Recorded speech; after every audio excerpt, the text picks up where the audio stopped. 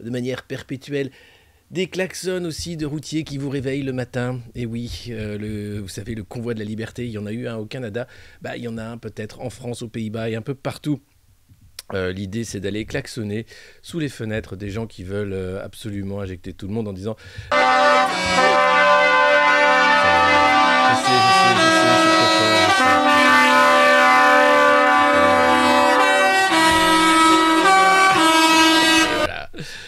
Et ben là, on n'est pas dans une cabine de gros camions de la route, hein. On est dans la cabine de contrôle de la revue de presse du Monde Moderne, qui chaque matin, à 9 h ou presque, fait la revue de presse de la presse des oligarques, ceux qui sont les propriétaires des médias en France, les quelques milliardaires qui s'amusent avec vos cerveaux pour faire en sorte que vous soyez d'accord avec tout, à peu près, hein, ou que vous dites « Oh non, quand même, ça va trop loin, ça.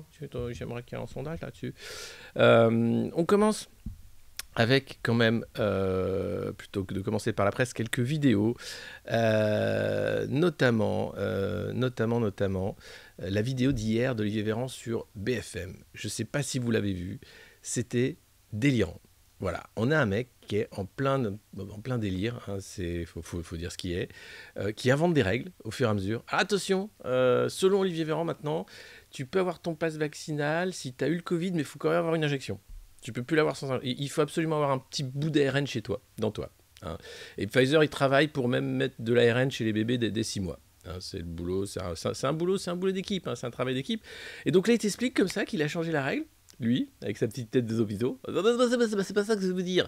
C'est que dorénavant, avec McKinsey, on a fait un jeu, on a décidé qu'il fallait donc si vous avez la dose, une infection égale une infection. Vous comprenez, c'est assez facile, tout compte fait.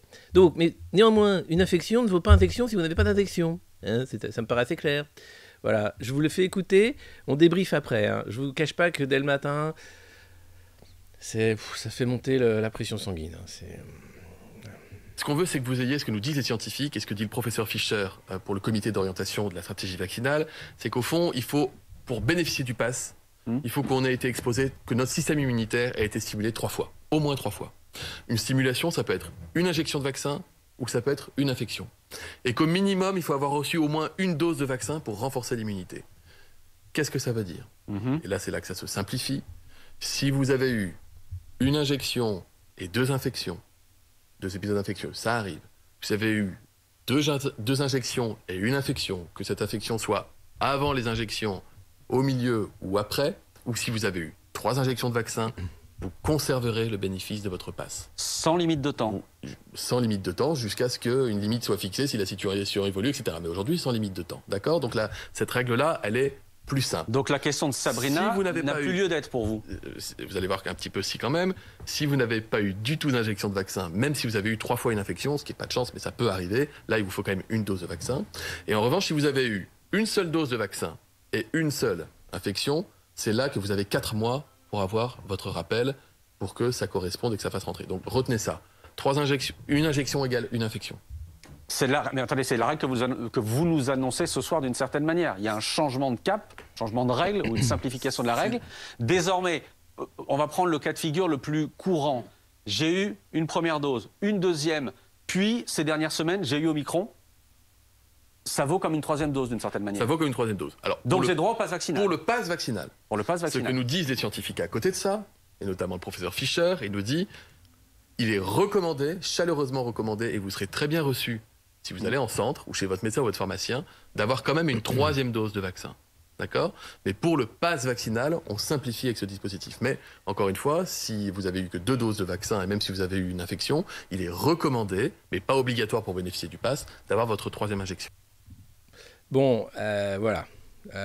C'est confus tout ça. Hein. Dis donc, Olivier, tu racontes de la merde. T'as encore fait n'importe quoi avec le cabinet McKinsey.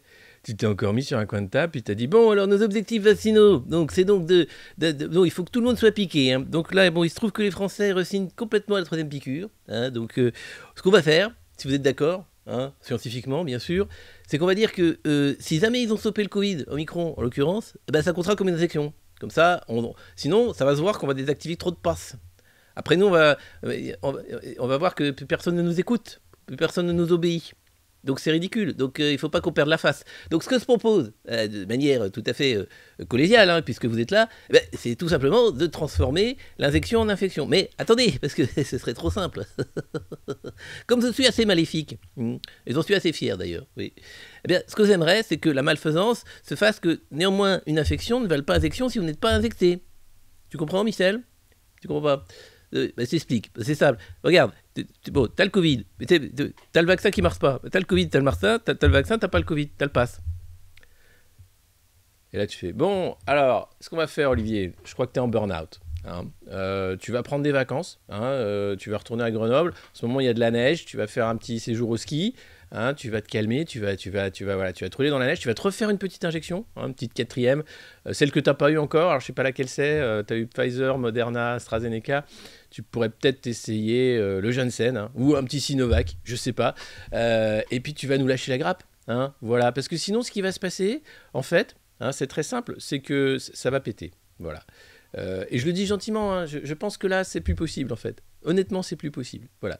T'es plus ministre de la Santé, là, t'es juste méga chiant en fait. Il faut que t'arrêtes. Hein, tu fais chier tout le monde maintenant.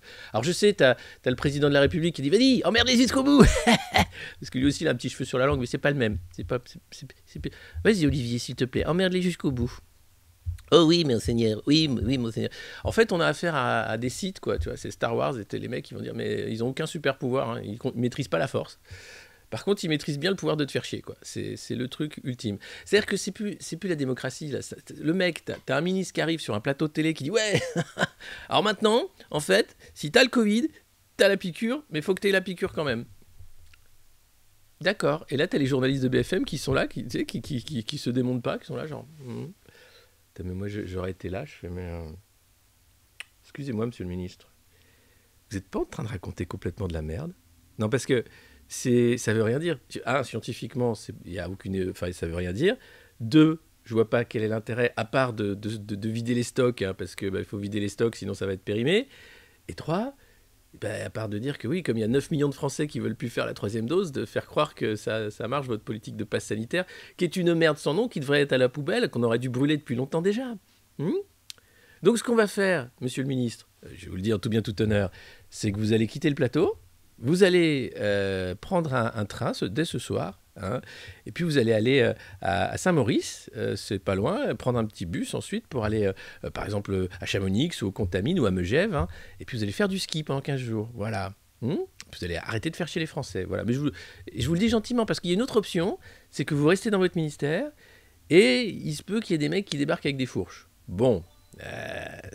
c'est une autre option, mais c'est à vous de voir. Non, mais c'est insupportable. Il m'insupporte en fait. Je sais pas vous, mais moi je suis dans un état de nerfs, de colère. Quand je vois ce minable, parce qu'il n'y a pas d'autre mot, cet arriviste avec les dents qui rayent le parquet, qui est là, qui est noyé, ça y est, c'est fini. Hein. Il a atteint son plafond de verre. Les Français ne veulent pas faire la 3e dose, ne veulent pas vacciner leurs enfants, donc il faut les emmerder jusqu'au bout. Tous les pays d'Europe sont en train de foutre le pass vaccinal, le pass sanitaire à la poubelle. Pas l'Union européenne, hein, c'est von der Leyen, faut pas déconner. Non, pour voyager en Europe, il faut quand même un pass vaccinal qui marche que 9 mois à partir de la dernière dose obligatoire dans ton pays d'où tu viens. Bon, là encore, débile. Mais tu regardes, autour de nous, tout le monde fout en l'air les mesures coercitives. Nous, on est prisonniers, en fait, d'un young leader, d'un bon petit gars de chez Papy Schwab, hein, notre Manuel Macron, qui est un peu l'équivalent d'un Trudeau français, quoi. Donc bien bête, je fais tout comme c'est écrit dans le Great Reset, regarde. Et ils vont nous emmerder jusqu'au bout si on les arrête pas, en fait. Donc la question maintenant, c'est comment les arrêter? Alors, plusieurs options. Moi, j'avais proposé la télégrève. Hein. Chacun reste chez soi. Finalement, on dit, oui, on a rouvert, tout est rouvert, c'est bon. Et non, je reste chez moi, en fait. Je reste chez moi, je vous regarde vous noyer.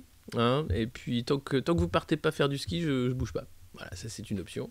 L'autre option, c'est le convoi de camionneurs. Mais nous, nos camionneurs, ils n'ont pas l'air de vouloir se faire un gros convoi. Bon, tu te dis, bon, alors, est-ce qu'on peut faire éventuellement un convoi de livreurs Uber Eats?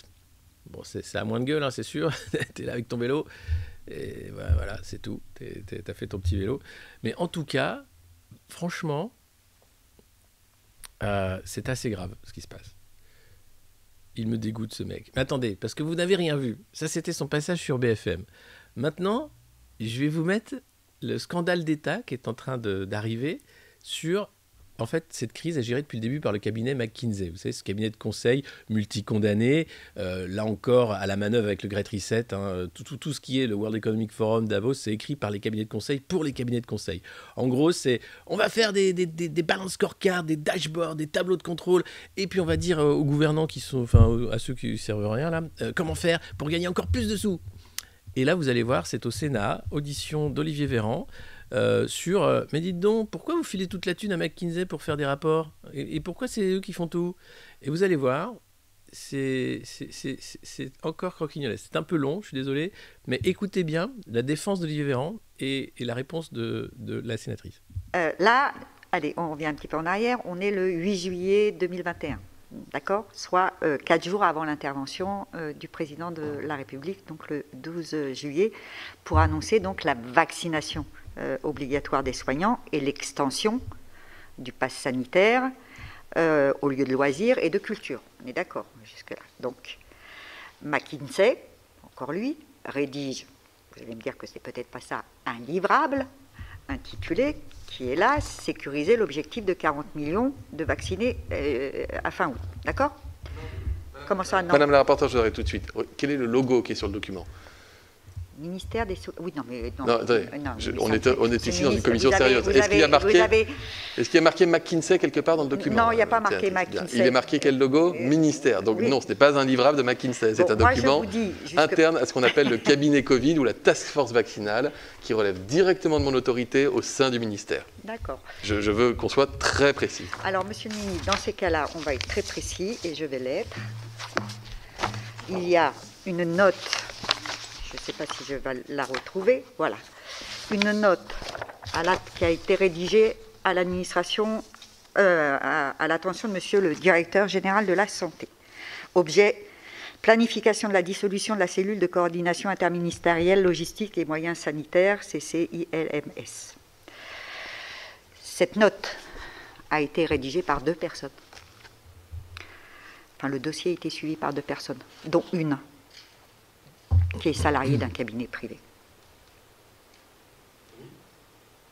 Et une note aux directions, oui. Une note à la direction générale de la santé peut être rédigée par des équipes qui viennent en renfort issues de cabinets privés. Oui. Quel est l'étonnement que vous mettez dans votre question? Monsieur le ministre, ça n'est pas dérangeant à votre sens qu'un document estampillé ministère des Solidarités de la Santé... C'est ce que j'avais pas fini. Il y a ces ministères de la Solidarité. Manifestement sauf que c'est quelqu'un d'un cabinet privé qui a rédigé la note.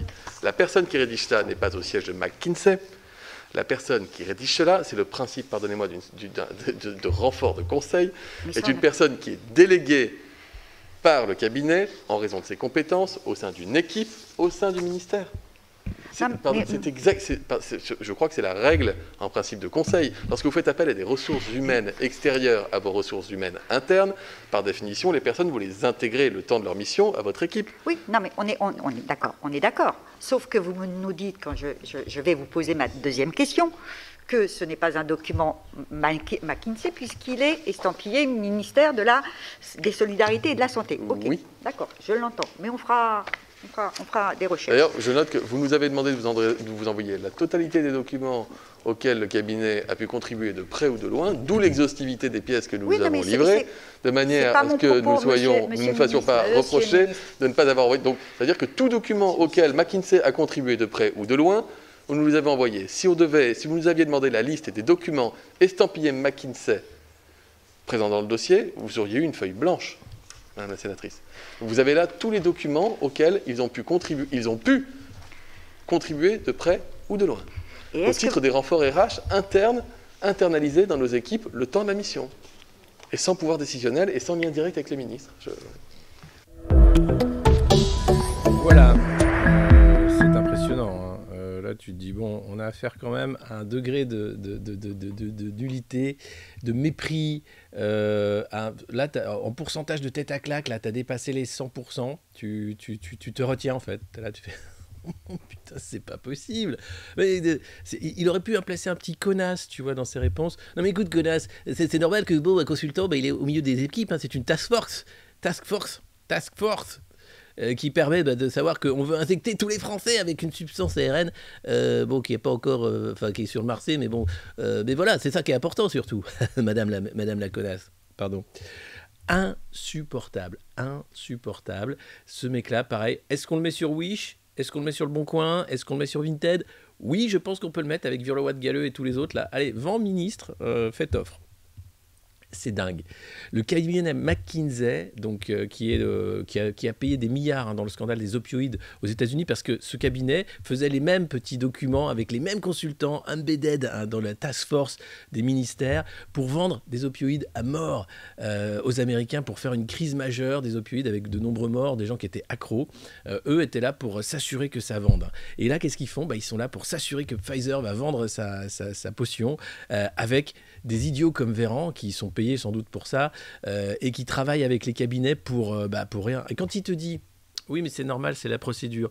Le consultant, il est là et il travaille avec les équipes. En vrai, non, c'est lui qui fait tout le boulot. Les équipes, après, elles relisent, elles font... Moi, je mettrais plutôt... tu vois, tu as écrit là, il faut, et ce, dès le 25 juin. Moi, je mettrais plutôt, il faut, dès le 25 juin. Ah d'accord, bon, j'enlève. Et après, c'est... Et le coup de... non, mais attendez, il n'y a pas écrit McKinsey là-dessus. Non mais attends, et là la sénatrice aurait pu dire non mais attends connard, c'est pas, me prends pas pour une conne, parce que c'est d'accord, ça c'est là c'est bien écrit McKinsey là, à la fin quand elle le met dans le truc, là c'est bien eux qui ont fait le petit chart là, le petit graphique de merde pour dire qu'il faut vacciner 40 millions de couillons, c'est bien eux qui ont fait ça, Alors, c'est un scandale absolu. Tout a été confié au cabinet de conseil dans cette crise sanitaire. C'est pas une crise sanitaire. Ça a été une crise de la gouvernance, c'est une crise de ces gens qui ne sont pas élus pour le bien commun, qui sont élus pour des intérêts de lobbyistes, pour des intérêts de groupes pharmaceutiques privés, pour des intérêts d'argent, tout simplement. C'est scandaleux. On ne peut pas continuer comme ça. En vérité, il faut là arrêter de travailler avec les cabinets de conseil. Il faut un moratoire là-dessus, en disant c'est pas possible. C'est pas des cabinets de conseil américains qui vont faire la politique française. C'est quoi ? On est en train de mettre la clé sous la porte. Il faut se rendre compte de l'horreur la réalité, c'est que c'est une horreur. Ces gens-là sont horribles. Et ça continue, c'est-à-dire que le scandale Orpea, c'est la même chose. C'est des mecs qui sont là, qui font des chiffres, des barres, des tableaux Excel. Il faut faire de la thune. Ah oui, mais il s'agit de vieux avec des couches pleines de merde. Mais non, t'es con, regarde, ça fait plus 12% rien que sur un mois. Ah oui, je suis con, excuse-moi. Insupportable. Et vous savez quoi, le pire dans ça, c'est que le mec revient, parce que l'audition a duré longtemps, et il t'explique que, oui, dès janvier 2022, regardez, c'est pas fini. C'est encore la fête à McKinsey. Nous avons très récemment, tout début 2022, à nouveau contractualisé avec le cabinet McKinsey, en renfort de la campagne de vaccination pédiatrique cette fois, et ce jusqu'à la date du 4 février 2022, c'est-à-dire après-demain, si je ne m'abuse.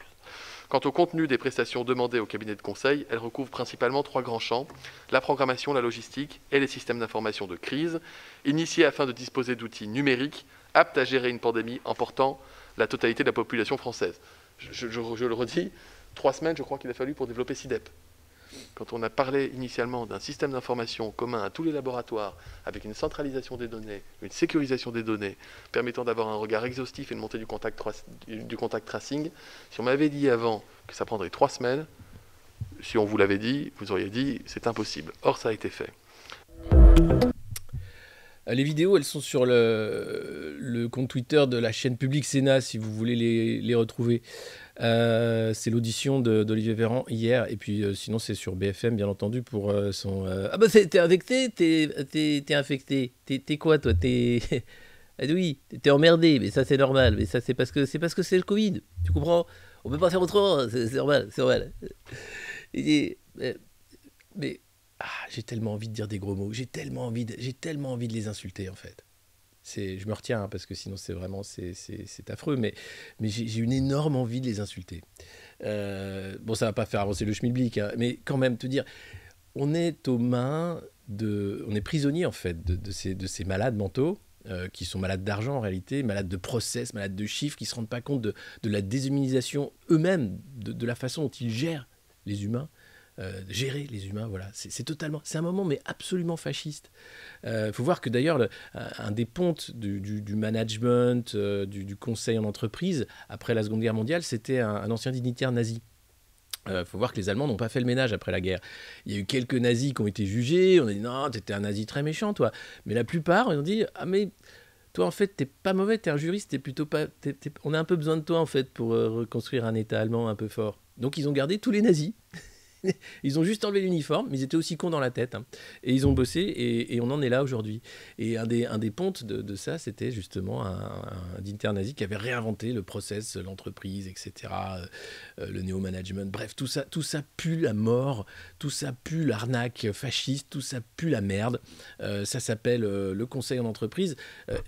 Un État, c'est pas une entreprise. Vacciner 40 millions de personnes avec un produit dont on ne sait pas s'il faut 4 doses, 5 doses ou 6 ou je ne sais pas, c'est pas non plus une politique sanitaire. On a affaire à des gens qui sont d'un danger avéré maintenant, pour nous, pour l'espèce, pour nos libertés. Et on fait rien. Et je ne sais pas comment on va s'en débarrasser. Parce que au-delà de ce qu'on voit, les ministres, etc., la Macronie a installé des gens partout à la tête des préfectures, à la tête des hautes administrations, etc. Donc on a affaire à des gens comme Amélie de Montchalin, tu vois, voilà, qui trouvent ça normal en fait de faire des chiffres, de faire des tableaux Excel toute la journée, quoi, et de se dire mais c'est comme ça qu'on va avancer, c'est comme ça qu'on va faire du progrès. Non.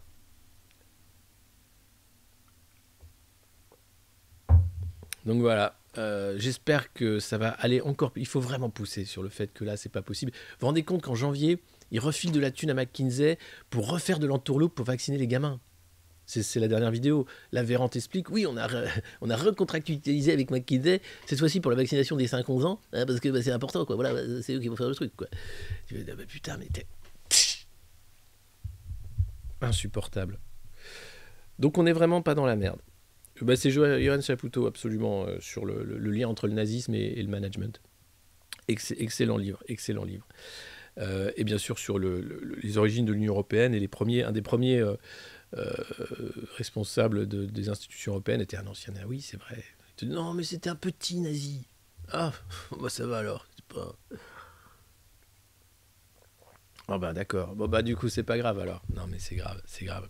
Les SMS de von der Leyen avec le patron de Pfizer, Bourla, elle les a bien sûr cachés sous le tapis. Il faut savoir qu'elle avait été exfiltrée du gouvernement de Merkel pour la même raison, pour des conflits d'intérêts avec des cabinets de conseil. Elle était ministre de la Défense, et pareil, même problème, elle avait perdu son téléphone.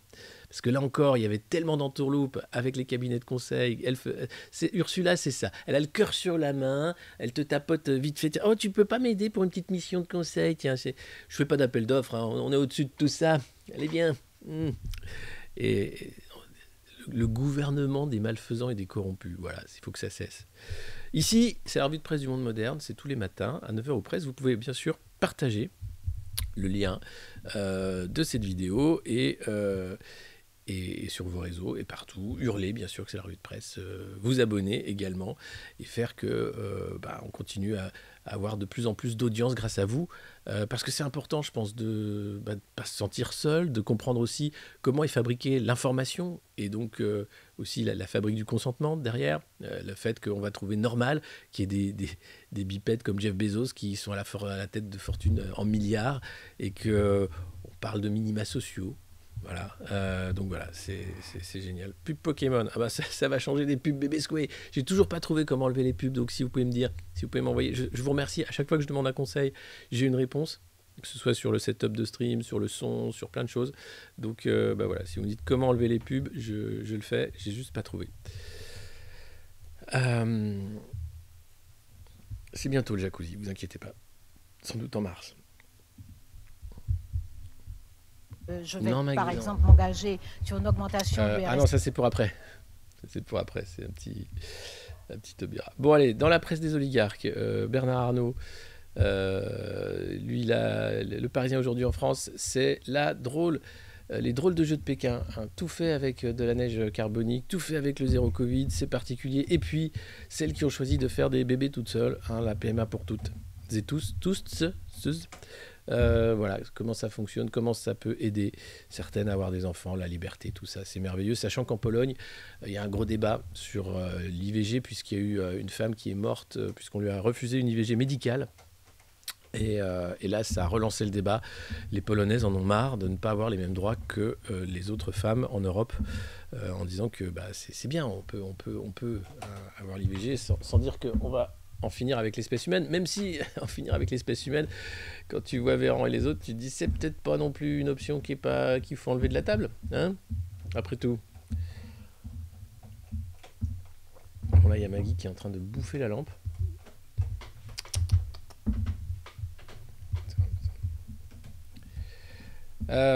Et puis alors là c'est quand même la guerre en Ukraine, hein. Quand est-ce qu'on va la faire? Bon, parce que vous allez voir un peu plus tard, Joe Biden, l'air de rien, envoie 3000 troupes de plus.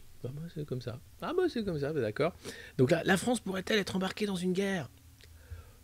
Très facilement, hein. Surtout avec Le Drian qui est totalement aligné sur les intérêts de la CIA et des États-Unis. Je pense que oui. L'idée, c'est de dire, comme il y a l'OTAN, qu'on est obligé de faire la guerre avec nos copains, oui, on va faire la guerre. Alors Macron, non, il appelle un peu tout le monde, il est président de l'Europe, puis bon, une guerre juste avant les élections, alors qu'il se barre du Mali, vu que l'opération Barkhane c'est fini, ça risque d'être un peu compliqué, donc il faut gérer. Donc pour le moment, Macron n'est pas trop belliciste, ce qui peut nous sauver le temps de faire tampon. Le Drian, lui, par contre, il dit attendez, nous on est les vassaux des États-Unis, donc on y va tout de suite, hein, donc faut arrêter. Donc Emmanuel pourrait peut-être aller à Moscou rencontrer Vladimir. Dans les jours qui viennent, sachant qu'il n'ira pas à Marseille. Il devait aller à Marseille, mais du coup, Covid, guerre en Ukraine, tout ça, il n'aura pas le temps de retourner voir les Marseillais qui de toute façon l'auraient reçu au cri de « Casse-toi, escroc, vendu !» Voilà. Donc voilà, ça évitera une séquence pénible. Pour lui, hein, parce que sinon nous, voilà. Et puis hier, c'était l'audience de tous les candidats de la droite, quasiment, devant Alliance Police, après avoir regardé Bac Nord, des questions sur la sécurité, sur la police, sur l'autorité, bien sûr. Alors l'autorité, la sécurité, ça c'est un truc, c'est Valérie, hein. Mais il y avait aussi Eric, il y avait aussi Marine. Ils étaient tous là pour dire « je vous aime, je vous aime ». Alors Alliance, ils ont un chouchou, hein, c'est quand même Éric Zemmour qui a dit « bon, faut arrêter les conneries, hein, les quartiers maintenant où les caïds font la loi, c'est fini. Je veux que vous redeveniez les chasseurs et que vous cessiez d'être les proies ». En parlant de flics. Donc le mec s'est fait un camoulox, je vais à la pêche aux voix des chasseurs et aux voix des policiers, mais je fais tout en même temps. Et là tu fais ouais, c'est pas con Eric, écoute, tu gagnes du temps, hein, j'ai envie de dire, et puis bon, c'est pas des déclarations, non, c'est bien, voilà quoi.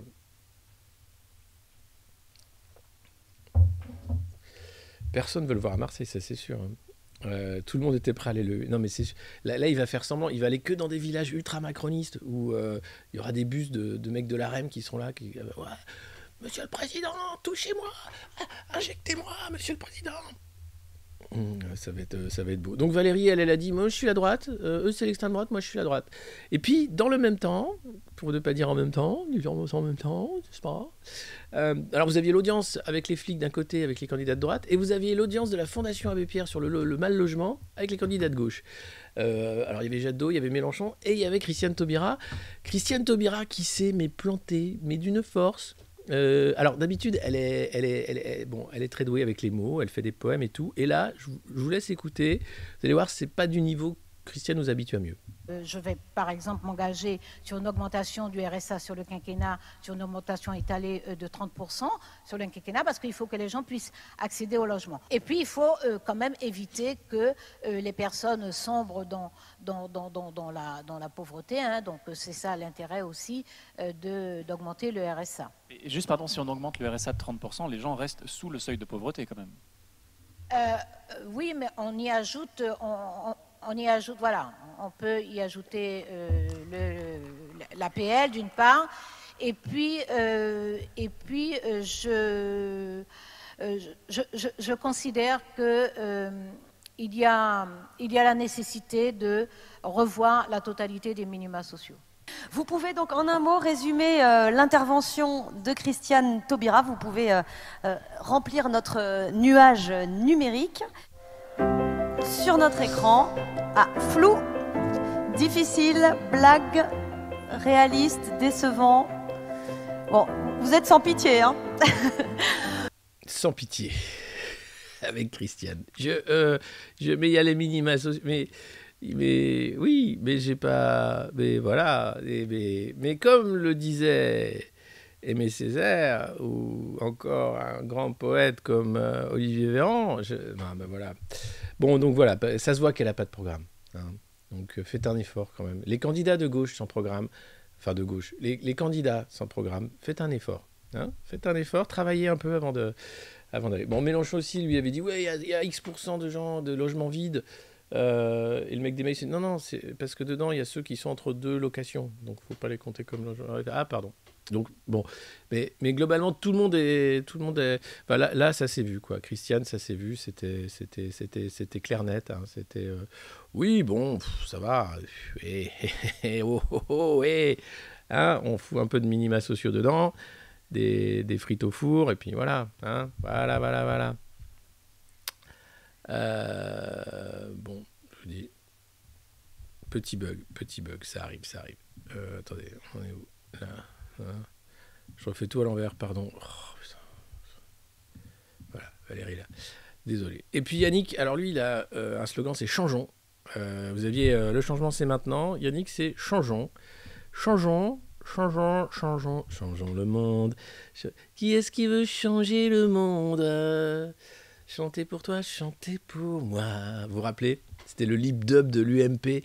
C'était l'époque où on retrouvait dans le même clip Rachida Dati, Nadine Morano, dans un train avec les jeunes UMP qui chantaient ce lip dub. Ça a été un grand moment de ma vie politique. Je l'écoute encore de temps en temps, cette chanson. Elle est belle. C'est une belle chanson. Bon, avec Yannick, c'est changeons. Mais alors, rien qu'à dire changeons. J'ai changé. Voilà. Bon, Yannick, il a pris mon slogan. Il y en a qui ne sont pas gênés. Hein. En même temps, c'est normal, c'est les verts. Alors, qu'est-ce qu'ils font? Ils recyclent. Alors que moi, je peux vous dire que je fais du neuf. Hein. À ce moment, je me pose des questions. Bonjour, c'est Nicolas Sarkozy. Je suis venu vous lire Le Temps des tempêtes. C'est vrai qu'avec Carla, on se demande si on va rester en France. Parce que, bon, au-delà du fait que la justice se rapproche et que je pourrais finir en tôle, et ça, pour les enfants, c'est quand même dommageable, je me dis que peut-être que j'ai plus à donner au monde, pas seulement aux Français. Parce que cet amour, bien sûr, je le dois d'abord à mon pays, qui m'a tout donné. Mais est-ce que maintenant, à l'âge du village global, après avoir été, moi aussi, de nombreuses fois invité à Davos, au Qatar ou ailleurs, est-ce que c'est pas le moment pour moi d'avoir une carrière internationale? Voilà. Bon. Alors, changeons. On va changer. Et puis, plombé par le Covid, les soldes n'ont pas fait le plein. Et les restos sont plutôt vides aussi? Non? Si? Oui? Aussi.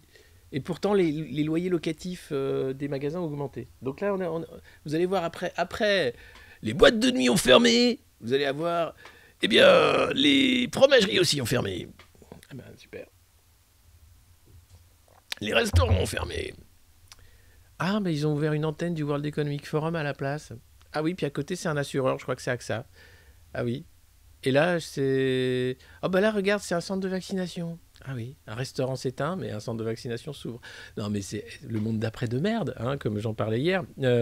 Donc là, ils se rendent compte que, comme tout le monde a eu Omicron, ou était qu'à contact, personne n'est trop sorti, comme tout le monde télétravaille et vit en slip à la maison, plus personne s'achète de fringues. Donc, voilà, vivre nu et télégréver, est-ce là peut-être l'utopie anarchiste ultime? Est-ce que c'est pas là qu'on va finalement, hein, ce côté je bouffe des chips, j'en ai dans les poils, je m'en fous. Je mets juste un t-shirt quand j'ai une visioconférence. Voilà. Et je chauffe à fond. Ouais, je chauffe à fond avant qu'il n'y ait plus de gaz. Parce que vous allez voir, les réserves de gaz sont en train de fondre comme neige au soleil. Mais c'est pas grave, c'est la revue de presse. Donc voilà, les magasins se disent, bon, on a fait des soldes, mais personne n'est venu. C'était nul. Hein, Maggie? Voilà. Vous voyez, les chats, ils vivent nus. Voilà. Et ils se mettent des chips dans les poils. Je peux vous dire qu'ils en ont rien à foutre. Ils n'en ont rien à faire, les chats. Petit costard sur mesure, hein, François? Et puis, alors là, c'est un reportage phénoménal au cœur d'un des villages les moins vaccinés de France. Nous sommes allés à la rencontre des habitants du village le moins vacciné de France. Qui sont-ils? Pourquoi les habitants de ce petit village des Cévennes, non, du Var, pardon, de Barjol, ont choisi de refuser la piqûre ARN obligatoire? C'est un peu 90 minutes enquête, hein, tu sais, tu y vas, tu dis, mais vous êtes sérieux là? Donc tu as l'impression que c'est le village d'Astérix. En fait, non, les mecs s'en foutent. C'est juste qu'ils ont pas la télé là-bas. Ils te disent, c'est d'un geste rebelle, le pastaga claque sur le bar. Jamais ils ne me mettront leur vaccin dans le corps. Défi petit jeune, 63 ans, à cette fin de matinée. Je n'ai pas besoin. À l'âge que j'ai, je cours comme un lièvre. Qu'on essaye de me suivre là-haut, dans la colline. On dirait du pagnol, c'est magnifique. À côté, une casquette grise acquiesce. Il en faudra combien d'injections? 10 persifle son copain Eric. Le graffiti sur la route en lacet de Barjols avait donné le ton. 1 dose, 2 doses, thrombose. Il est bien ce petit village. Dans ce troquet à l'entrée du village varois de 3000 habitants. Alors là, tu sais que bon, dès aujourd'hui, les mecs, ils ont un contrôle de police. Bonjour, contrôle des cohérences de documents d'identité. Vous avez votre passe, monsieur? Vous avez lu Le Parisien aujourd'hui en France, le journal de Bernard Arnault. Oui. Ah ben voilà, 3000 habitants accrochés à la colline. Les autres clients au comptoir ne disent rien, lassés des polémiques. Chacun fait bien ce qu'il veut. Lorsqu'on leur apprend qu'ils vivent dans une des zones les moins vaccinées de France contre le Covid-19, un client paraît vexé. Un second s'en doutait. Au cœur de la Provence verte et du Verdon, 62,6% sont totalement immunisés contre 78% à l'échelle nationale. D'après l'assurance maladie. Donc déjà, ils te disent, c'est le village le moins vacciné de France. Bon déjà, ils sont 62% à être vaccinés. Injectez, ce que vous voulez. Ici, on ne contrôle pas. Avec ou sans le sésame, Petit Jean, musicien, et Éric Masson passent partout. À la campagne, où tout le monde grandit ensemble, on ne contrôle pas les siens à l'entrée des bars et des restaurants. Ça, c'est la règle, les gars. À Paris, comme les gens sont cons, qu'ils ne se connaissent pas... Je peux vérifier, vérification des passes sanitaires, monsieur. À la campagne, c'est rien à branler. La vie d'avant, c'est ça. Voilà. Et c'est beau. Et si les gendarmes me mettaient une amende, je ne la paierai pas, prévient le premier, en portant un dernier toast ironique au vaccin. Peut-être Cornella, ancienne infirmière à Bruxelles, devenue ouvrière agricole, aurait fini par céder si elle habitait en ville. À Barjol, l'agenda des restrictions n'a pas de prise sur les idéaux. Eh oui, son refus de se plier à une obligation infantilisante et au labo plein de fric ne l'empêche pas de s'attabler en terrasse sous un doux soleil. Mais c'est ça la vie, la vraie vie. C'est que le passe de Véran le taré, tu le déchires, t'en as rien à foutre, il n'a jamais existé. Voilà. Alors les édiles du coin sont à saturation. Le débat est clivant, tendu, lourd. D'après sa femme, Cathy Venturino-Gabel, mère sans étiquette de la bourgade qui ne souhaite pas l'alimenter, au printemps dernier, un sit-in anti-vax s'installait tous les dimanches sur la Grand Place à côté du marché. Aïe, aïe, aïe. À l'ouverture du centre de vaccination, elle avait été prise à partie, tantôt félicitée, tantôt invectivée. Quand on lui demande si elle est vaccinée, elle ne souhaite pas répondre. Chacun son libre arbitre. Mais oui. Et puis ils s'en foutent. Voilà. Donc c'est ce petit reportage dans le village le moins vacciné de France, à Barjol. Dans le Var, ils ont tout compris et ça devrait être partout comme ça. Et si vous habitez à la campagne, souvent, j'espère que c'est comme ça. Sinon, changez, trouvez-vous un autre patelin parce que franchement, si vous avez des mecs capables de vous emmerder dans un village de 3000 habitants, ça veut dire que ça se passera mal. Hein. Ouais, 40% de pas piqué, ouais, je pense que c'est ça. Enfin, de pas, troisième piqué. Et puis la Croix qui se pose une question intéressante. Qu'est-ce que c'est que le macronisme ? Qu'est-ce que c'est que ça reste une énigme? Non, je crois que c'est une énorme enculerie en fait. Mais bon, après, ils peuvent pas mettre le macronisme reste une enculerie parce que c'est la Croix. Mais globalement, c'est ça. Hein, c'est une énorme douille. C'est foutage de gueule, violent en plus. Donc voilà, donc que le macronisme reste une énigme, ça me va très bien. Si on pouvait en arrêter là, ça nous évitera 5 ans de malheur de plus. Hein. D'ailleurs, vous avez vu, il y a un dernier sondage. Plus de 57% des Français pensent que l'élection d'Emmanuel Macron en 2017 a été une mauvaise chose pour la France. 57%. Bon, après, il est toujours très haut dans les sondages. Hein. C'est toujours le meilleur président qu'on ait jamais connu. Mais quand même, il commence à fatiguer plus d'un Français sur deux. Hein. Ça se voit. Alors, il y a toujours les 30% de patrons d'entreprise, citadins, de cadres sub, de machins qui pensent qu'il est génial, de retraités aussi illuminés. Mais globalement, aussi, plus de 67% des Français s'estiment perdants des politiques d'Emmanuel Macron. Et à raison, d'ailleurs, à raison. Voilà, alors... Libération qui fait sa une sur la disparition de Monica Vitti, cette actrice italienne iconique, star, disparue à 90 ans, qui a accompagné toute l'histoire du cinéma italien. Et là, on se retourne et on se dit, mais où est passé le cinéma italien? Il a disparu. Quasiment. De l'âge d'or à plus rien. Nous, en France, on a réussi à maintenir un cinéma français grâce au CNC, grâce au prix qu'on paye sur les tickets de cinéma. Mais encore une fois, avec les passes, avec le confinement, est-ce que le cinéma français va pouvoir survivre avec le rachat de Canal par Bolloré et plein d'autres questions en suspens? Et puis si le cinéma français, c'est pour avoir les Tuches 8 et qu'est-ce qu'on a fait au bon Dieu 14, je crois qu'on peut arrêter aussi le cinéma français. Donc non, c'est vrai. Où sont passés les géants? Où sont passés les monstres? Où sont passés ceux qui faisaient la culture, le cinéma social aussi, hein, de Pasolini à Visconti et tous les autres. Voilà, c'est fini. Tout ça, c'est fini. On a affaire maintenant à des produits formatés de marketing, des clips, ou bien des comédies pas drôles. Cinéma français, monsieur. C'est français, monsieur. Du cinéma français, monsieur. À propos de cinéma, peu de friction dans la maison Macron. Édouard Philippe, l'homme à la barbe bicolore, eh bien, il emmerde les macronistes un peu, parce qu'il est de droite. Hein. Il n'a jamais pris sa carte En Marche. Et il a dit, moi, j'en profite. J'ai vu de la lumière, je suis rentré. J'en profite un peu. Comme ça, je suis connu de toutes les Français à tout le monde, parce que j'ai été Premier ministre. Et là, il se dit... Je pourrais quand même souffler le chaud et le froid. Et si jamais Macron est réélu, alors même s'il n'est pas réélu, à l'issue du scrutin d'avril 2022, Édouard Philippe commencera sa nouvelle vie politique. Bon, il grenouille chez Athos, hein, comme Thierry Breton, donc déjà c'est une marque de qualité. Il est maire du Havre, donc ça c'est super. Il est maltraitant et méprisant, donc ça aussi très bonne marque de qualité. C'est un sorte de petit Juppé, voilà. Donc il a toutes les chances de son côté pour satisfaire l'oligarchie. Mais, attention, les macronistes ne sont pas dupes. C'est pas Édouard Philippe qui nous fera gagner la présidentielle. Hein. Donc on va rester souriant, mais on va pas baisser notre pantalon. Pourtant, baisser notre pantalon, c'est à l'Élysée, les fêtes... Bon, bref. Mais voilà, c'est un cadre de la République En Marche qui dit non, on va être dur. Bon. Alors que Stanislas dit c'est vrai, je suis trop gentil, c'est un de mes défauts principaux. Pas avec Édouard, visiblement. C'est la guerre. Hein. C'est la guerre larvée. Et donc Libé fait une espèce d'article façon Pulp Fiction sur Édouard Philippe et ses ambitions au-delà de 2022. Et il en a le bougre. Au-delà de se teindre la barbe entièrement en blanc. Mais c'est dingue. En fait, on s'en fout.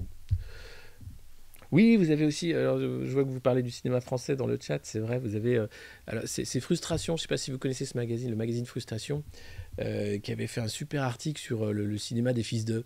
En fait, entre Léa Seydoux, qui est fille du plus gros producteur, patron de salle français, Marie-Lou Berry, pareil, qui est la fille de Berry, enfin, t'es que des fils d'eux. Mais c'est le talent. Et puis après, moi j'ai été élevé à l'école de la rue.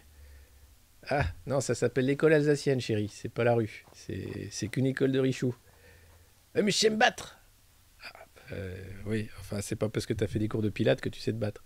Mais bon, c'est pas grave. Donc voilà, on parlera peut-être autre fois. Et puis dans l'IB, oui, le convoi français, j'espère qu'il arrive. Attention vos oreilles, attention.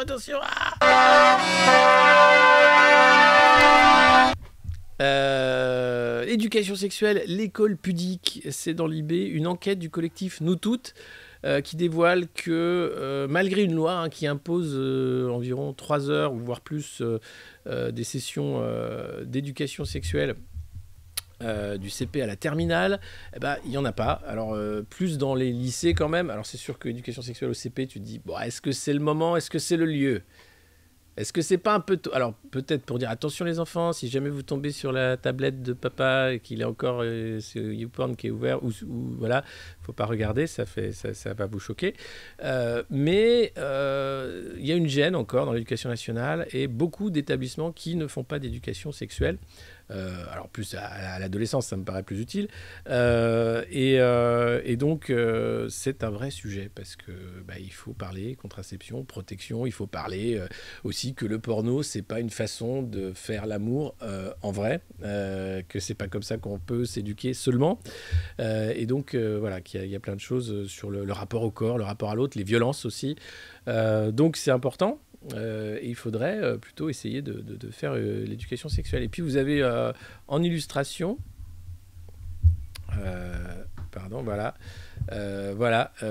donc une professeure qui explique la politique macroniste aux ados en disant voilà, ça c'est pour ta retraite et ça tu vois c'est les APL et ça c'est pour l'assurance chômage, voilà, et ça c'est pour les 45 heures par semaine. Bah oui, parce que on fait un pognon de dingue et puis ça marche pas, voilà, comme ça. Donc c'est un peu d'éducation macronisme à l'école, ça ne nuit pas. Et puis ce chiffre exceptionnel, 10,6 millions, c'est le montant des brousoufs que Marine Le Pen a pu choper auprès d'une banque hongroise. Ah oui. Pourquoi la Hongrie ? Parce que Viktor Orban, parce que Viktor sympa, parce que Viktor il est sympa. Voilà, il est sympa. Et donc, la banque hongroise va pouvoir financer la campagne de Marine. Oh. Alors, ça en dit long. Ça veut dire que Marine Le Pen, en fait, ne peut pas se financer avec les banques françaises. Parce qu'ils disent « non, vous êtes extrême, vous. Non, nous, on préfère Macron qui éborgne les gens. » Ah mais lui, il n'est pas extrême, lui. Non, lui, il aime bien la banque assurance. Voilà. Donc c'est un vrai problème démocratique. Au-delà du fait que les médias sont propriété d'une dizaine de milliardaires, que les banques aussi refusent de financer des candidats à l'élection présidentielle, même s'ils sont d'extrême droite, dirons-nous. Et encore, Marine Le Pen, c'est la campagne Bamboulin. Et voilà. Donc Victor file un peu de thunes, enfin les banques hongroises filent un peu de thunes pour qu'elles puissent faire campagne low cost quand même. Il va falloir en acheter de la bœuf, hein, Marine. Parce que là, c'est même à Marseille, hein, ça y est, c'est la guerre entre le RN qui se barre chez Zemmour et celui qui reste au RN. Enfin, c'est partout là. Les sections locales se disent mais est-ce que je vais rester avec la fumeuse de joint ou est-ce que je vais avec le petit là qui veut faire la guerre dans les banlieues ? C'est un vrai sujet. Et puis dans le Figaro aujourd'hui, une excellente nouvelle. Le nucléaire et le gaz ont reçu le label vert de l'Union européenne. Voilà. C'est super bien foutu. Et en fait, c'était le deal. Comme les Allemands ils disent non mais nous, si le gaz rentre pas, on fait pas rentrer le nucléaire. C'est deux trucs qui sont pas propres du tout. Alors si le nucléaire, mais si, ça décarbone. Le gaz, ça décarbone pas du tout. Mais bon, comme on a donné le label vert, on peut rigoler un peu. Hein. Donc après, tu peux faire des beaux films qui s'appellent Don't Look Up. Tu peux faire des COP 21, des COP 28 000, des COP ce que tu veux, des assemblées citoyennes du climat, des champions de la Terre. Tu peux en dire des conneries. Hein. In fine, c'est polluons jusqu'à en crever. Voilà. Et c'est bien foutu puisqu'on va pouvoir polluer vert. Voilà, c'est écolo.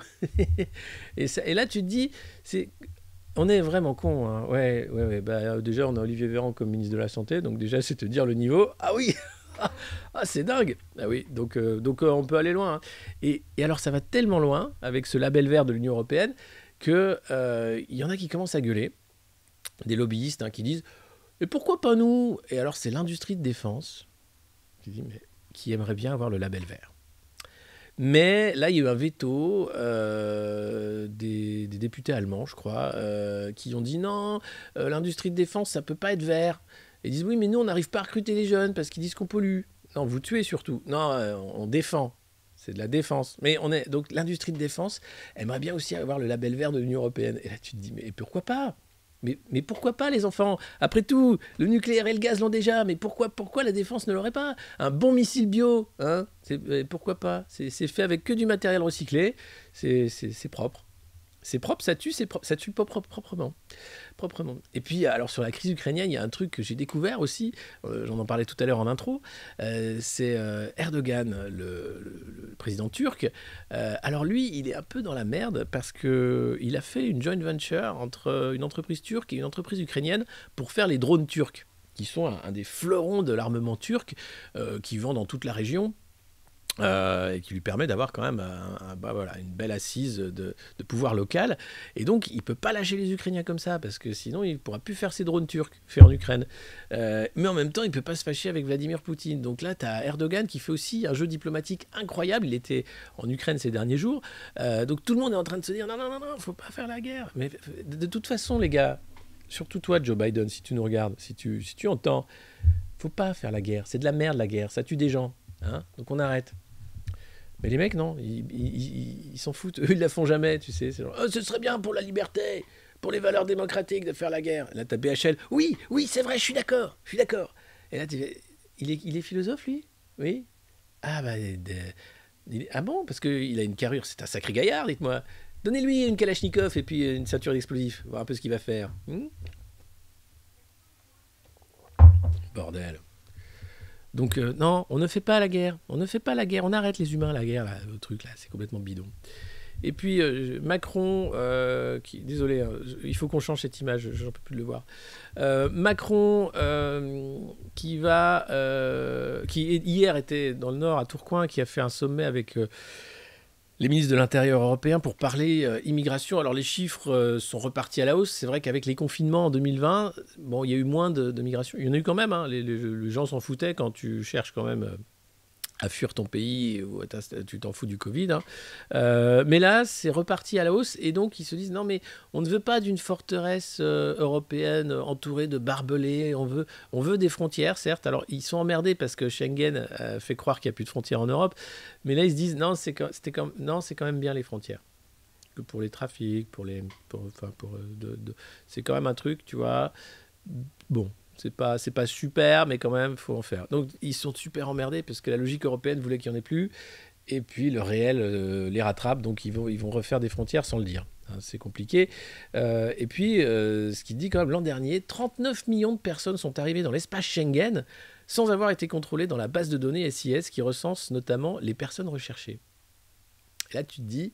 alors, je veux bien que le vaccin soit une passoire, mais alors, l'espace Schengen...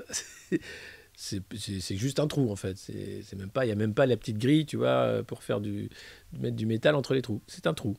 39 millions de personnes qui arrivent comme ça. Hop, emballé. Je vous l'emballe, je vous en remets un petit coup. Vous voulez faire un attentat après le Covid? Oui, non, parce que là c'est le Covid, vous savez, on est occupé à autre chose. Hein, voilà. Donc si vous voulez, vous prendrez votre temps. Bah voilà, allez. Au revoir. Il est gentil. Hein. Les voisins l'ont dit, il était gentil comme tout. Mais ça peut être un vrai problème. En tout cas, encore une base de données. Et là, tu as tous les mecs de la data, Atos et tout, qui vont dire encore une base de données, génial, on va faire un truc. Frontex, ils n'ont pas beaucoup de moyens. Frontex, il faut voir que l'Europe a sous-traité en fait toute la gestion migratoire, pas McKinsey. Non, elle a les sous-traitants sont la Turquie, en l'occurrence, et la Libye. Et je peux te dire que les gardes-côtes libyens, c'est pas non plus ils pourraient bosser chez Orpea, quoi. Voilà. Donc c'est pas... Et ils en ont rien à foutre. Et t'as les responsables militaires libyens qui venaient chercher gentiment des petites valises. Enfin, tout ça se passe très bien. C'est une organisation du chaos, en fait. Donc voilà, gros sujet évacué par Macron avec une pirouette. Et puis là, j'espère que vous êtes bien assis. Je vous avoue que j'ai eu peur en lisant cet article. Macron doit proposer une refondation démocratique. C'est Gilou Legendre.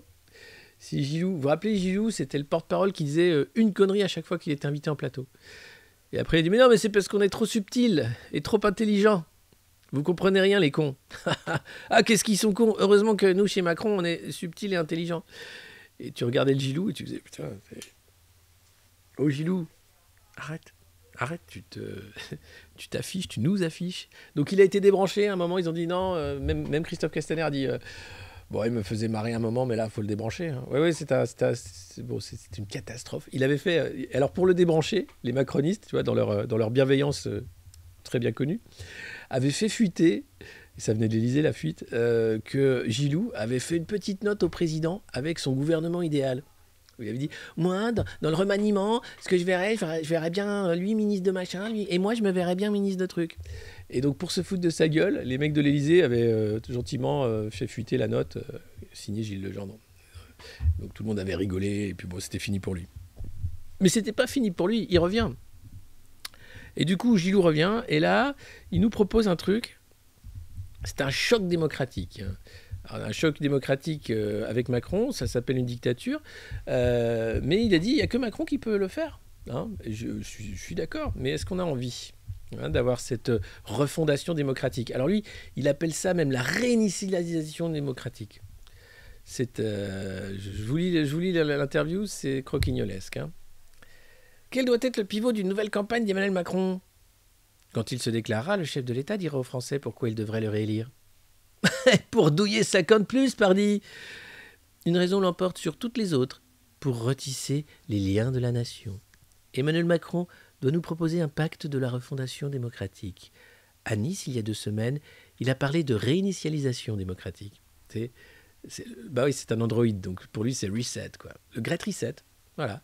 Et pour moi, en fait, réinitialisation démocratique, c'est l'autre mot pour dictature. Les mecs, en fait, ils sont très forts pour emballer de la merde dans des papiers de soie et te dire « Non, mais regardez, c'est une réinitialisation démocratique. » Ah, c'est pour ça qu'il faut faire Ave Macron maintenant, tous les matins, devant le drapeau qui est devenu rouge et noir et blanc. Et c'est quoi la croix au milieu? C'est les initiales d'Emmanuel Macron? Oui, remarquez, c'est pas... Ça change du bleu, blanc, rouge, hein, ouais. Donc voilà, la petite réinitiation démocratique de Macron, non, super. Mais plutôt que de réformer la démocratie, la priorité, ce serait pas de mener d'autres réformes? Pour le pouvoir d'achat ou le climat, par exemple. Oui, c'est essentiel, mais pas du même ordre. Ce dont je vous parle, c'est la règle du jeu, pas le match. Les crises récentes, gilets jaunes, retraite, Covid, témoignent qu'il sera de plus en plus difficile de réformer si nous ne remédions pas à l'essoufflement de nos institutions et à l'engourdissement de l'action publique. Alors quand tu vois le Conseil constitutionnel, le Conseil d'État, l'Assemblée qui sert à rien, tout ça, ouais, tu te dis non, ouais, il faut tout changer, ouais. Mais pas avec toi. C'est pas toi, non, toi tu pars et nous on va faire un truc pour le peuple. Tiens, va, un truc bien. Mais Macron peut-il réussir, après avoir renoncé à faire cette réforme des institutions? C'est vrai, nous n'avons pas pu conduire ce chantier. Heureusement. On l'a échappé belle. Tirons-en les enseignements. Ce n'est pas un catalogue de réformes au fil de l'eau, c'est une promesse d'un seul tenant. Au sommet du projet présidentiel engagé dès l'élection et rassemblant les forces politiques et les acteurs de la société. Je propose une union sacrée, à durée déterminée, 100 jours à périmètre circonscrit, à cette refondation démocratique parce qu'il campe au centre de l'arc politique. Emmanuel Macron est le mieux placé pour réaliser cette union et engager ce grand débat national d'un genre nouveau. Alors Gilles, comment te dire? Ça sert à rien de dire des mots pour dire des mots. Hein, voilà, bon, voilà, mais ils sont assez forts. Et puis après, attention, la douille. Alors les réformes sont de 3 ordres. Hein. Améliorer la représentativité des élus grâce à une dose de proportionnelle. Alors il faut savoir que ces mecs sont au pouvoir depuis 5 ans. À un moment, ils avaient le choix de mettre la proportionnelle. Ils ont dit non, les conditions ne sont pas réunies. Et là, comme une élection arrive, ce serait bien qu'on fasse la proportionnelle. Ils vont jamais la faire. Ils savent que s'ils mettent la proportionnelle, ils dégagent tous. Donc c'est pas eux qui vont le faire. Et puis ils parlent de dose de proportionnelle. Hein. Une petite dose, une toute petite dose, pour être sûr que ce soit pas le peuple qui gouverne. Enfin, le peuple. Les gens qui vont pas voter, les gens qui disent mais ils me représentent jamais, eux, c'est tout le temps les mêmes qui me maltraitent. Ah oui, c'est bien foutu. Ensuite, attention, il y a de nouvelles modalités du vote. Ah, Gilou. Et oui, le vote postal, le vote électronique. Ah, c'est malin. Ça carbure là-dedans. Ça carbure. C'est vrai que ça va tout de suite donner confiance dans la démocratie. Quand tu sais que le vote postal a été interdit parce que justement, il y avait trop de malversations, le remettre alors que tu es macroniste, ça va rassurer tout le monde. C'est une très bonne idée. Ou un aménagement limité du non-cumul des mandats dans les petites communes, parce que ce serait bien qu'il y ait du cumul. Bref, moderniser radicalement le travail législatif, c'est-à-dire supprimer, dissoudre l'Assemblée et la supprimer. Introduire des mécanismes de démocratie directe et participative dans l'architecture institutionnelle. Un petit référendum. Pensez-vous qu'Emmanuel Macron est génial? Oui, un peu. Pourquoi il n'y a pas non? C'est un vote, c'est un référendum, monsieur. D'accord. Non, c'est l'objet de la réforme des services publics. Les Français se détournent de la politique parce que les responsabilités de ceux qui les produisent sont devenues illisibles. C'est pas faute, hein, les macronistes, d'avoir tout fait pour être ni responsable, ni coupable, ni rien du tout. Hein. Entre les conflits d'intérêts, à chaque fois, genre, non mais c'est pas la justice, ça suffit. Alexis Collère, secrétaire général de l'Élysée, qui a un conflit d'intérêts sur pattes, comme Thierry Breton d'ailleurs. Les mecs, non mais évidemment, c'est vous le problème. C'est pas les institutions, c'est vous. Vous les corrompus, vous les conflits d'intérêts sur pattes. La femme de Gilles Legendre, par exemple, pour vous donner un petit exemple, elle est directrice de la com de la Française des Jeux. Qui privatise la Française des Jeux? Quand? Là, maintenant, qu'est-ce qui se passe quand la Française des Jeux est privatisée? Les hauts cadres de la Française des Jeux se prennent des actions, des brousoufs, mais comme jamais. C'est cadeau. Cadeau. Alors que c'est une bonne gagneuse pour la République, la Française des Jeux. C'est de l'argent qui rentrait sans rien faire dans les caisses de l'État. Les mecs disent, non, on va privatiser. Hein? Ça me paraît bien, comme les autoroutes. C'est une bonne idée, non? Bah oui, c'est con quand même tout cet argent qui va dans les caisses de l'État, alors que ça pourrait aller directement dans nos poches. Oui, c'est une super idée. Voilà. Donc, super interview de Gilles Legendre à lire dans le Figaro si vous avez envie de vomir ou de vous faire peur. C'est impressionnant. Impressionnant.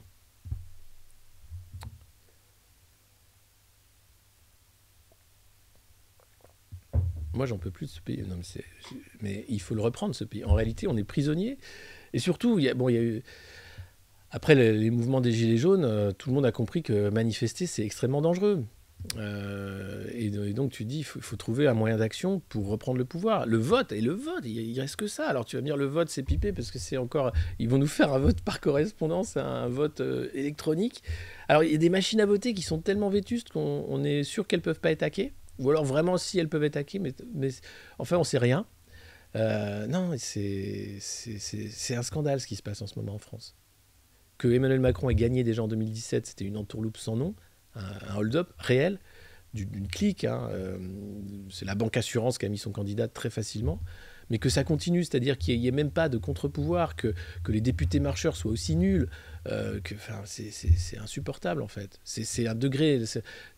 La kakissocratie, c'est ça, c'est le gouvernement des médiocres. On a atteint un niveau sublime de kakissocratie, quoi. Je crois qu'il faut éteindre la lumière, fermer la porte et partir. Ouais, Voilà. Alors après, il y a des petites lueurs d'espoir. La vaccination des enfants est dans une impasse. Seulement 4% des 5-11 ans ont reçu une injection. Alors que les entrées à l'hôpital sont très élevées, y compris pour les enfants. Attention, mais les cas graves sont très très rares. Mais il y en a quand même, attention. Mais c'est quand même un rhume. Non, c'est pas un rhume, il y a des morts et tout, attention. Oui, ils ont 85 ans et des comorbidités. Non, c'est pas vrai, il y a aussi des jeunes qui... D'accord, ok. Tu peux aller dire à ton pote de McKinsey là, qui nous emmerde? Tu peux lui dire de faire sa valise? Voilà. Dis-lui parce que sinon on va venir le chercher. Voilà, c'est juste préviens-le. Donc ils sont dans la merde. Là, Véran est vraiment dans la merde. Parce que tu vois, ces objectifs là du trimestre, il les tient pas. Donc là, t'as Papy Chouab qui a appelé. Qu'est-ce que c'est que ça, Olivier? Je vois que la vaccination patine en France. Pourquoi je t'ai payé ton stage à ta fosse déjà? Alors, tu préfères parler aux Chinois? Si c'est ça, tu peux le faire aussi. Ils sont très gentils. Oui, Xi Jinping. Oui, j'ai mangé des crevettes avec lui l'autre jour. Très gentil. Très gentil, Xi.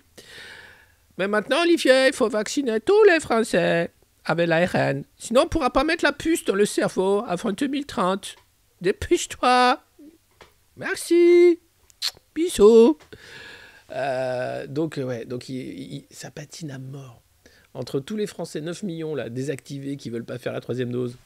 Donc là, il a dit, c'est pas grave, vous avez eu le Covid, donc ça compte pour une dose. En revanche, les enculés là, qui n'ont pas fait de dose, pas une, c'est pas parce que vous avez le Covid que vous avez le pass. Ah non, il faut faire la dose. Mais pourquoi, monsieur Véran? Pourquoi? Parce que c'est scientifique. C'est pour avoir la meilleure protection possible, fils de pute. Ok. Bon, si vous le dites, je vais faire comme vous. Je me fous à poil. Non, mais sérieusement, putain. Et là, tu te dis que tout irait mieux. Mais non, parce que vous avez Albert Bourla, manager de l'année. Alors lui, il est comme ça.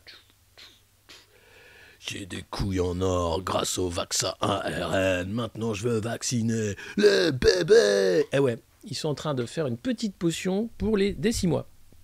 Dès 6 mois, pour se dire c'est la clé pour sortir de la crise. Alors bon, tu vois qu'Israël, 4e dose, les cas explosent, partout ça explose. Mais non, le labo Pfizer a lancé un processus visant à obtenir l'autorisation en urgence En urgence, hein, toujours. Là, non, il n'y a pas urgence, en fait. On va d'abord faire une enquête de corruption et puis voir un peu ce qu'il y a dans votre petit flacon. Et puis, on reviendra vers vous. Voilà. Donc, pour les enfants âgés de 6 mois à 4 ans aux États-Unis, donc on attend la décision de l'Agence américaine du médicament dès février. Avoir un vaccin sûr et efficace pour les enfants de cet âge est une priorité, a souligné une responsable de la FDA. Bon, tu sais déjà quelle va être leur réponse ? Oui, c'est super. La demande concerne pour l'instant 2 doses. Mais la vaccination devra à terme en comporter 3. Eh ben oui, afin d'atteindre un haut niveau de protection contre les variants actuels et futurs. Ça marche déjà pas contre Omicron, Albert. Donc là, vacciner les gamins avec 3 doses de ton truc, à part faire de la thune pour tes actionnaires, je vois pas à quoi ça sert. Si, il explique. Albert Bourla, la quantité choisie, 3 microgrammes contre 30 pour les adultes et 10 pour les 5-11 ans, permet de limiter les effets secondaires. Hein. Voilà. Mais la réponse immunitaire était moins forte chez les gamins. Donc il va falloir convaincre les parents. Alors aux États-Unis, c'est 22% des enfants qui ont reçu la dose. Hein. Voilà, les 2 doses. Donc quand même, il faut les arrêter là. T'as Bourla qui te dit on va faire un vaccin 3 doses pour des nourrissons de ce truc qui ne marche pas pour Omicron, en disant que ça protégera pour les variants futurs. Et alors, pour pas avoir d'emmerde, on a dilué le truc pour pas qu'il fasse des myocardites trop tôt quand même. On a 3 microgrammes. Là. Doigt mouillé. Ça va, 3 microgrammes. Comme ça, au petit-déj dans les céréales. C'est n'importe quoi, putain. Je vais pas rentrer dans le débat, je ne suis pas un scientifique, mais honnêtement, quand tu vois ça, quand tu vois la façon dont ils essaient de pousser 3 doses pour ce truc sur un truc, juste, ils diluent, tu vois. On dilue. Il n'y a rien de nouveau. Ils devaient faire un vaccin de chaque nouveau variant.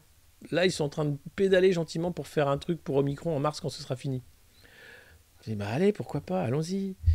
Personne va mettre le nez dans leur putain de contrat. Personne va... Non, mais c'est impressionnant ce qui se passe. Enfin, franchement, c'est une faillite généralisée. C'est pas que la France. Hein. C'est une faillite générale. C'est impressionnant.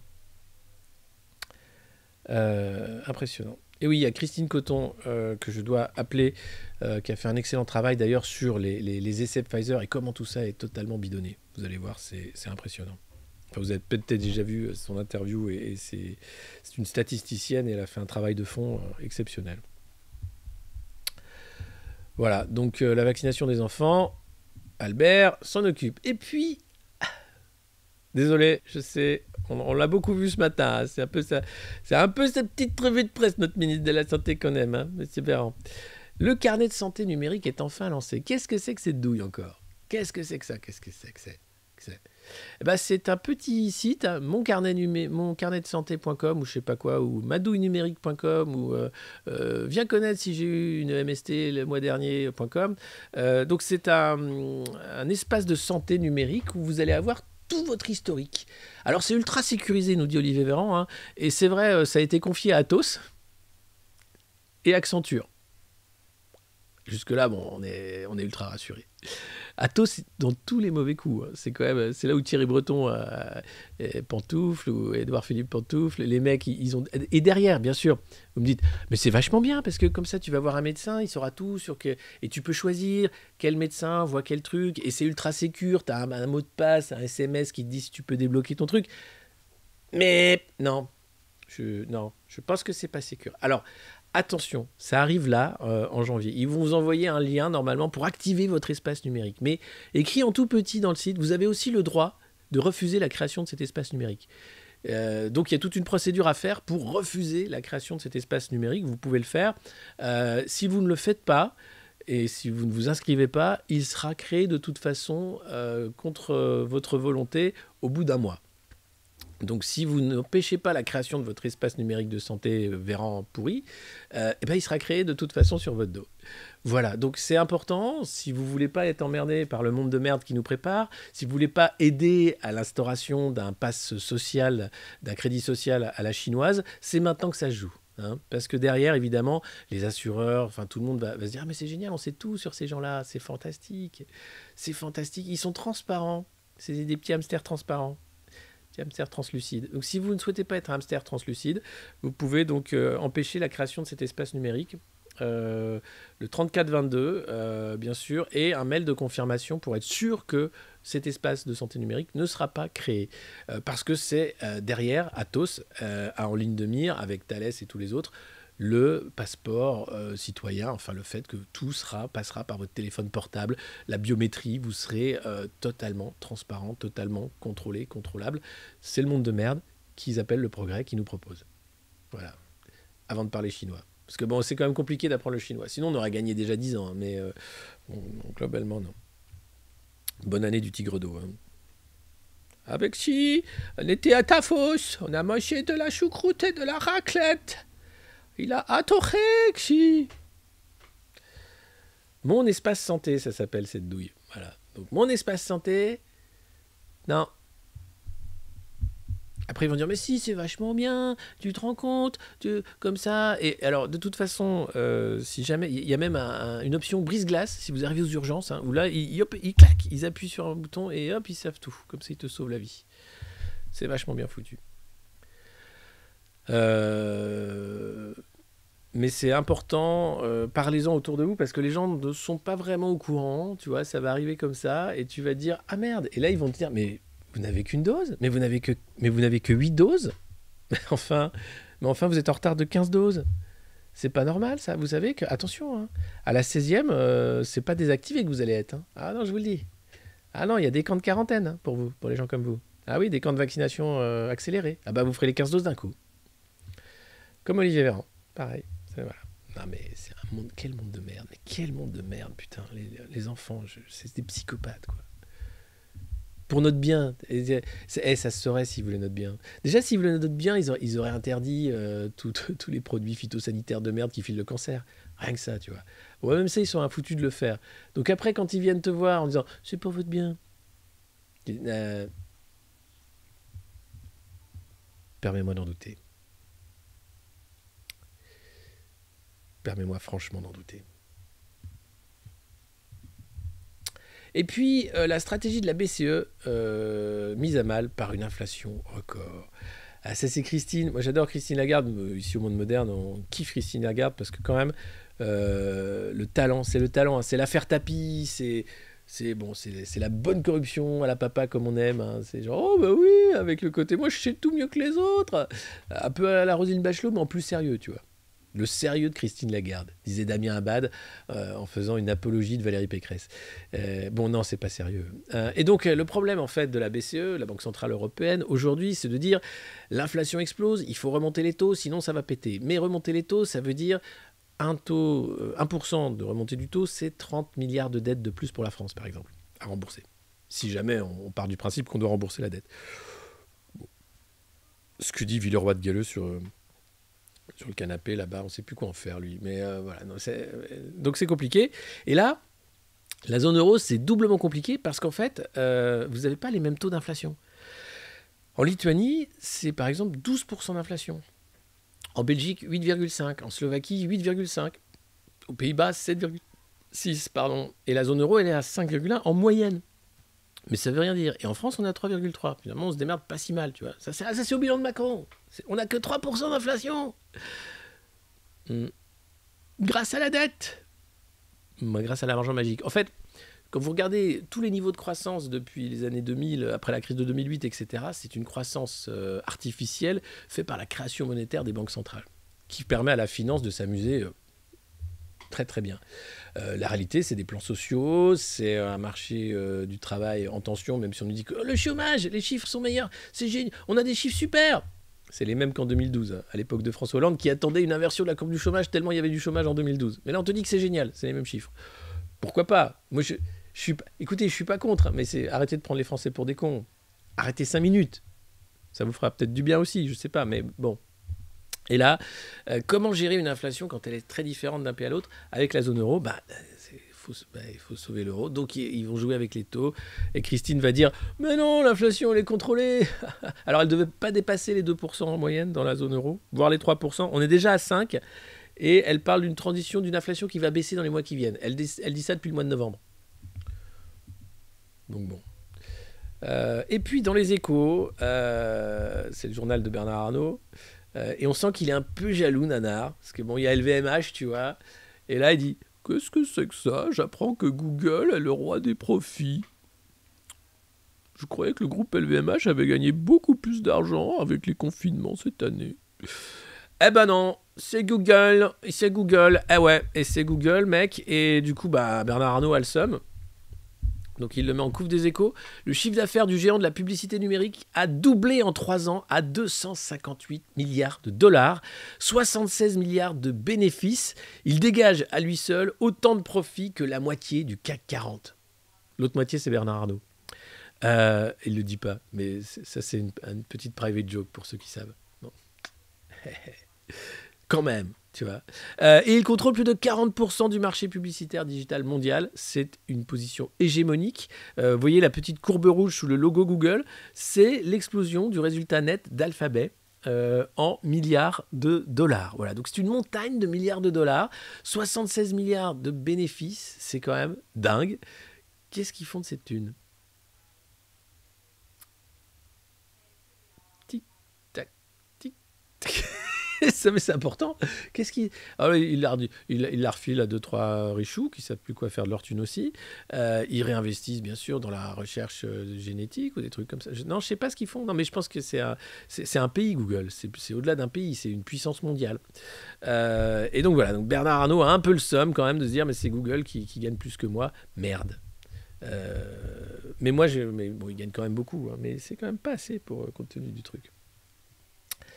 Et bien sûr, avec une politique d'évasion fiscale mondiale très bien organisée, entre le Delaware d'un côté aux États-Unis et puis le sandwich néerlandais et autres joyeusetés des paradis fiscaux, tout ça est très très bien fait. Et Google avait un slogan au tout début, c'était Don't be evil, ne soyez pas méchants, enfin ne faites pas le mal, don't do evil. Ce slogan a disparu il y a de ça 4 ans. Après, ils ont eu un contrat avec la DARPA, l'agence de l'armement américaine. Là, les cadres de Google ont dit non, attendez, c'est pas du tout dans les valeurs de l'entreprise. Et ils ont dit ouais, c'est vrai, désolé, bon, on va faire autre chose. Bon. Mais c'est un truc de dingue. Donc voilà, après les États-nations qui sont en train d'être soldés aux mains des lobbyistes, on vivra sous l'ère des consortiums. Et Google, vous choisirez, soit vous serez Google, soit vous serez Amazon, soit vous serez Disney, soit vous serez LVMH. Bien... Non, tu ne seras pas bien habillé. Non. Tu vivras à poil avec des chips coincés dans tes poils, en télétravail, pour Bernard Arnault. Et puis voilà, cette nouvelle quand même, en bref, comme ça, en petit détail, Joe Biden Joe Biden va déployer 3000 soldats en plus dans les pays voisins de l'Ukraine. Voilà. Il y a déjà 8000 soldats qui sont prêts à être déployés en Europe, au cas où, hein, donc ils vivent en état d'alerte, rien que ça. Hein. Et là, ils prévoient 3000 soldats supplémentaires en Europe afin de rassurer les alliés des États-Unis. Alors moi, je trouve pas ça rassurant. Et déjà, mais d'où les États-Unis continuent de faire comme ils étaient chez eux partout? C'est insupportable en vrai. Enfin, je veux dire, la Seconde Guerre mondiale, c'était il y a longtemps. Mais là, imagine, tu vois, Vladimir Poutine déploie 3000 soldats de plus au Mexique. Je pense pas que Joe Biden apprécierait la manœuvre. Là, tu dis, mais pourquoi? Et là, non, en fait, comme c'est là où tu vois l'Europe n'existe pas, enfin l'Europe politique, l'Union européenne, parce que les mecs, en fait, ils sont chez eux. C'est les Américains qui disent, hey, on vient là pour faire la guerre, nous. Et il n'y a que Biden qui veut la guerre. Les Ukrainiens la veulent pas, les Russes la veulent pas, personne en Europe la veut, mais lui, il s'en fout, c'est pas chez lui. Il vient foutre la merde très très loin. Ça, c'est le principe américain de la guerre. C'est si on faisait la guerre très très loin, oui, pour gagner des sous très très loin. On va tuer des enfants, mais c'est des enfants étrangers. Ils parlent pas notre langue, on sait même pas où ils habitent. Et là, ils y vont. Et toi, après, ils rentrent. Alors, t'as le GI blessé qui rentre, qui fait ah, quelle saloperie de guerre, putain, je suis tout choqué, quoi. Mais t'avais pas à la faire, c'est pas chez toi, tu défends rien par de la thune de merde. Idiot. Insupportable. Il est Franchement, Joe Biden, le mec, alors il est plus haï que Trump hein, maintenant, à mi-mandat, et il est carrément dangereux, en fait. Mais bon. Ah, mais on a une arme absolue. Quoi, c'est Mazinger? Non, c'est Bernard-Henri Lévy. On le parachute à la nuit tombée vers 3h du matin, opération zéro. Il arrive seul avec ses mocassins, son dernier livre, et là, il fait un discours. Place Maïdan. Normalement, tout le monde meurt, immédiatement. D'accord. C'est quoi leur prétexte?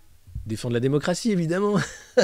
Mais enfin, on fait la guerre, c'est pour le bien. C'est pas pour la thune, idiot. Il n'y a aucun prétexte. Non, mais là, c'est pour l'OTAN. C'est pour dire l'Ukraine doit être un pays libre et démocratique. Ouais. Du coup, on va faire la guerre. Ouais. Non. Déjà, on a vu ce que tu as fait en Afghanistan, on a vu ce que tu as fait en Irak, on a vu ce que tu as fait au Vietnam. Ça suffit, putain. Vous nous faites chier, vous aussi. On a l'impression que c'est McKinsey, quoi. Jamais tu t'en débarrasses. Les mecs reviennent avec un plan. J'ai un plan. On va aider l'Ukraine à être démocratique. Non. Rentre chez toi. Je m'insupporte. Et puis, cette petite nouvelle dans les Échos aussi. Il semblerait que le métavers soit le prochain canal de transformation de la relation client. Il semblerait que le métavers soit bien de la grosse merde. Il semblerait que le métavers, je vais me torcher le cul avec, en fait. Voilà. Désolé, c'est vulgaire, mais franchement, le métavers... Vous nous saoulez tellement. Là, t'as tous les mecs qui disent « Ah, mais non, c'est un nouveau marché, on peut investir, c'est formidable. » Si c'est pour voir Mark Zuckerberg en combinaison de zombies pour jouer au poker avec des mecs déguisés en trolls, j'ai autre chose à foutre de mes journées. Franchement, j'ai autre chose à foutre de mes journées. Et puis, télétravail et addiction. Un sujet bientôt à l'agenda des managers. Alors, le problème, c'est que le télétravail... C'est un peu le téléchefourien, en fait. Écoute, non, j'ai une nouvelle conférence visio, là, dans 2 secondes. Je dois te quitter. Désolé. Et hop, direct, tu vas sur BetClick. Et donc, alors, les gens sont devenus accros aux jeux en ligne, accros au porn, accros au fear of missing out, le MoFo. Le FOMO, pardon, c'est l'idée que tu dois toujours être informé, donc accro aux réseaux sociaux. Donc, tu es tout le temps sur TikTok, Instagram. Donc, il y a eu plein d'addictions qui se sont développées. Et là où au boulot, bon, tu pouvais pas trop te mettre sur YouPorn au boulot, c'était quand même plus compliqué. Tu avais quand même des rendez-vous avec les collègues, donc ça te calmait. À la maison, il n'y a plus personne pour te calmer. Donc si tu télétravailles, en plus tout seul chez toi, il y a de fortes chances que tu sois tombé dans des addictions foireuses. Et personne l'a vu. Et voilà. Et là, quand les gens vont retourner au travail, ils vont être tout comme ça.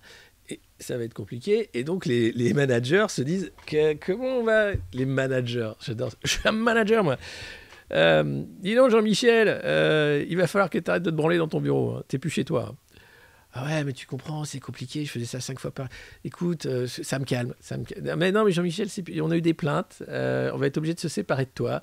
C'est compliqué. Hein. Je vous cache pas que ça va être très compliqué, le retour au boulot des accros. les mecs, attends, je finis ma série. On a une réunion, là, Claudine. Non, mais attends, c'est juste le dernier épisode, j'en ai encore pour un quart d'heure, j'arrive. Ah, c'est beau le télétravail. Franchement, ça va être pas mal. On n'a pas essayé le porno taf. C'est idiocratie, c'est clair. Alors, personne, bizarrement, en télétravail, personne n'a développé d'addiction au travail. Non. Alors que ça aurait pu, hein. Oh, je taffe comme un malade, je me débranche plus, j'abats des quantités de travail. Non, en fait, déjà que la plupart des boulots actuels sont des bullshit jobs. Il faut lire David Graeber hein, sur ce travail, les métiers à la con, où en fait c'est du remplissage pour faire des profits pour des boîtes qui s'en foutent de ta gueule. Donc perte de sens, donc tu fais semblant de bosser, t'as plein de réunions qui servent à rien, tu fais des tableaux Excel, c'est un peu comme McKinsey mais t'es beaucoup moins payé et tu fais un peu moins le mal, mais globalement bon c'est un peu de la merde. Donc tu sais que t'as un boulot de merde, donc voilà. Donc, peu de gens ont développé une addiction au travail en télétravail parce que beaucoup de métiers que tu peux télétravailler en fait tu peux pas les travailler du tout. Et alors là, le télétravail pose un autre gros problème, au-delà des addictions du staff, des employés, c'est les grosses tours à la Défense. Malheureux, qu'est-ce qu'on va en faire? Ah ouais, elles sont vides. Alors ça a coûté très cher, hein, c'est des grosses tours pour faire américain, on a un quartier d'affaires. On a les grosses tours, regarde. Mais elles sont vides. Ouais. Ouais. Déjà à l'époque, elles étaient vides. Moi j'étais allé faire des réunions chez... Total, NJ. Et là, t'arrivais, donc ils ont leur méga tour, t'as l'impression que c'est le Mordor, tu sais que en haut, t'as l'œil de Sauron et tout. En fait, c'est le logo Total. Et tu montes dans la tour et tout, et t'arrives sur des plateaux, et il n'y a personne. Et c'est immense, hein. Et tu dis, ils sont 2, 3. T'arrives dans un bureau, c'est que des couloirs vides. Enfin, c'est lunaire. Et donc, bon, ils payent ça une fortune, hein, mais ils sont contents. C'est pour dire qu'ils sont riches, tu vois. Les grosses boîtes, on a notre tour dans le Mordor. Ouais. Ah, qui viennent nous voir, là. Les petits hobbits, là. et ben là, du coup, non, les tours sont vides. Et ça coûte quand même un pognon. Et donc, ils se disent, peut-être qu'on... Alors, il y a des startups qui ont dit, ce qu'on peut faire, c'est sous-louer vos plateaux, maintenant qui servent à rien, à des petites startups comme qui vont louer, ou des TPE, PME, qui vont louer vos plateaux, parce que, voilà. Attends, qui a envie d'aller à la défense volontairement, tu vois? T'y vas parce que t'as ton emploi, tu vois, Mais, enfin, j'ai 1 an, j'ai bossé à la défense. Mon premier job, c'était à la défense. Dans un cabinet de conseil, à Stan Young. Pour ça, je sais de quoi je parle. 1 an en enfer. C'est affreux. C'est Métropolis, quoi. Au quotidien, le truc. Les gens sont tous habillés pareil. Le matin, tu sors du RER. Après, tu as les escaliers automatiques. Tu vas tous dans le même sens à la même heure. Après, il faut se battre pour trouver où tu peux déjeuner au soleil. Tu es cramé sur la dalle au soleil le midi. Tu bouffes ton truc dégueulasse. Et tu retournes travailler. C'est l'enfer. Et encore à l'époque, on pouvait fumer dans les bureaux. On pouvait picoler. Mais déjà là, c'était l'enfer. Alors imagine maintenant que tu peux même plus fumer ni picoler au bureau, quoi. Impossible. Impossible. Donc la défense, après le télétravail, je crois que ça va être compliqué de retrouver le chemin des escalators. Vendu. Bah non, je sais de quoi je parle, vous voyez. Il faut être passé par là. Et puis cette magnifique photo, c'était une soirée Valeurs Actuelles où Bruno Le Maire était avec Michel Houellebecq. Ils sont copains comme cochons d'Inde, ces deux-là. Pourquoi ? Alors, dans le dernier livre de Houellebecq que j'ai pas lu, il parle de Bruno Le Maire un peu comme, tu vois, ce ministre qui a un avenir présidentiel. Et Bruno, il s'y voit à l'Élysée aussi. Ça pourrait être d'ailleurs celui qui empêcherait Édouard Philippe, qui contrarierait le destin politique d'Édouard Philippe, ce serait Bruno Le Maire, parce qu'il a la carrure, tu vois. Ça pourrait être notre prochain président, Bruno. Fatigant ce pays. Et là, en fait, ils se sont connus. Donc ça, c'était en 2019, à la soirée Valeurs Actuelles. C'était avant le Covid, c'était chouette comme tout. Et ils se connaissent depuis 15 ans. Parce que Michel Houellebecq habitait en Irlande et son chien est mort. Et bon, Michel Houellebecq adore son chien. Et c'est Bruno Le Maire qui avait aidé Michel Houellebecq à rapatrier le corps de ce petit animal pour l'enterrer à Asnières-sur-Seine. Et depuis, une amitié indéfectible entre ces deux grands hommes s'est nouée et fait que depuis, c'est un peu la star de Michel Houellebecq, c'est Bruno Le Maire. Voilà. Comment, quoi? Ah bah ouais, c'est difficile. Mais attendez, j'étais tout piou-piou, hein. Je sortais des... Mais du coup, je connais bien le bordel. Oh putain, le maire président. Bah ouais, vous imaginez le truc. Moi, je dis, c'est beau. Et puis ça, regardez, c'est pour comprendre la guerre en Ukraine. C'est le gaz. L'origine du gaz consommé en France. Alors, on a de la chance en France, puisque on ne dépend pas trop des Russes. C'est la barre rouge au milieu. Le vert, le plus de gaz qu'on récupère, c'est du gaz norvégien. Voilà. Ensuite, on a les Pays-Bas, l'Algérie, bien sûr, le Nigeria, le Qatar et autres. Bon, on récupère. Là, l'opération ukrainienne, c'est pour imposer le gaz qatari en Europe, puisqu'il y a eu des grosses manœuvres diplomatiques entre les Américains et les Qataris pour dire bon, vous allez pouvoir enfin vendre plus de gaz qatari en Europe, pour emmerder les Russes qui vendent leur gaz aux Allemands, les Allemands qui sont totalement dépendants du gaz russe, et s'assurer que le gaz de schiste américain, le pétrole américain, va être acheté de force par les Allemands et les Européens, puisque aux États-Unis, le pétrole de schiste repart de l'avant. Alors c'est le truc le plus dégueulasse, hein. Puisque le pétrole de schiste, il faut savoir que tu casses de la roche avec des procédés chimiques qui pourrissent les nappes phréatiques pendant des années, pour récupérer un pétrole de merde, de mauvaise qualité, que tu raffines encore plus mal, pour l'envoyer au bout du monde en container, puisque après ils le consomment sur place aussi pas mal, mais ils veulent aussi pas mal l'exporter. Et donc la guerre ukrainienne est une guerre du gaz et des oléoducs. C'est impressionnant. Donc voilà, c'est encore... Mais non, c'est pour la démocratie, pardon. Pardon, excusez-moi. Si seulement les pauvres GI américains avaient des cours de géopolitique avant de partir s'engager ou quoi, ils comprendraient un peu mieux l'arnaque dans laquelle ils sont tombés, quoi. Malheureusement, ils n'ont pas de cours de géopolitique. Généralement, ils arrivent dans un pays, ils ne savent pas où c'est. Ils parlent quoi ici? Ils mangent du couscous? Ils mangent du couscous ou de la choucroute? C'est quoi? Ou des nouilles? Du riz? Du riz? Ah. Alors, on doit être en Asie, alors. Ouais. Enfin, tu vois, ça doit être de ce niveau-là. Et tout est fait pour l'argent, tout est fait pour l'énergie. Les guerres ne sont que des guerres. de profit, de captation des ressources, etc. Donc voilà, l'arnaque en cours sur l'Ukraine, c'est pour le gaz. Ce n'est pas pour la démocratie ukrainienne. Ne rêvez pas. Désolé pour la pub, j'aimerais savoir. Je crois que quelqu'un m'a écrit là pendant la revue de presse, donc je vais pouvoir voir. Diffuser la réponse à côté de la plaque de Véran.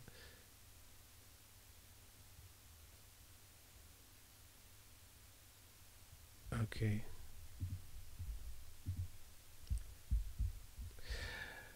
Voilà, je vous dis merci pour avoir suivi encore très nombreux ce matin cette formidable revue de presse, qui est la revue de presse du Monde Moderne. C'est tous les matins, ou presque, à 9h ou presque.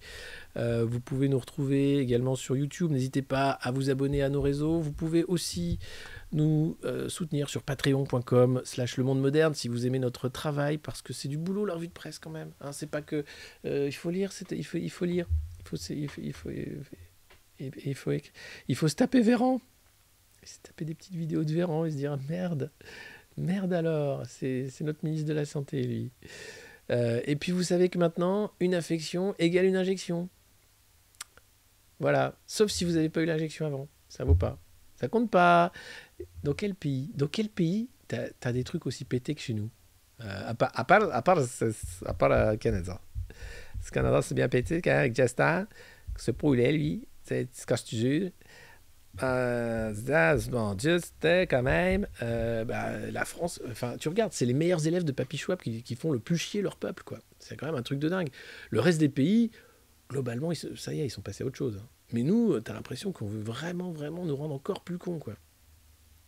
Pensez printemps, les amis. Oui, pensez printemps. Tu m'étonnes qu'on va penser printemps. Le vaccin, c'est trop bien, bien sûr. Et puis comme ça, on a bien retrouvé la vie d'avant. Comme je vous le disais, je vous souhaite une belle et bonne journée. Plein d'amour, plein d'humour aussi. Ce monde est dirigé par des dangereux criminels ou des tarés ou des mafias. Mais on peut quand même se démerder au milieu de tout ça, je crois. Après, pour ce qui est de prendre le pouvoir, je ne vous cache pas que ça va être compliqué. Cache pas. Mais bon, en tout cas, un jeune, une solution, une infection.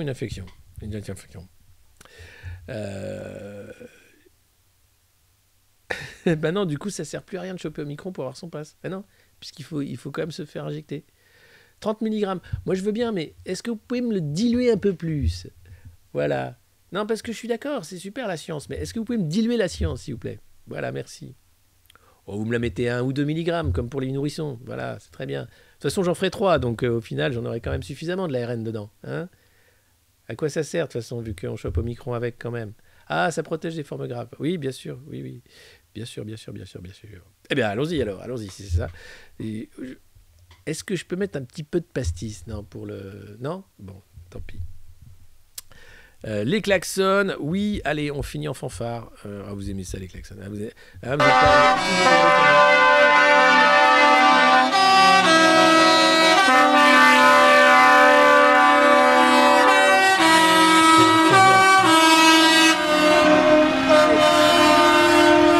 Est-ce qu'il y aura un convoi en France? Il y en a un apparemment qui s'organise, mais il faut un gros convoi. Il faut nudger tout ça. Il faut les nudger dans l'autre sens, là. Ils nous ont nudgé.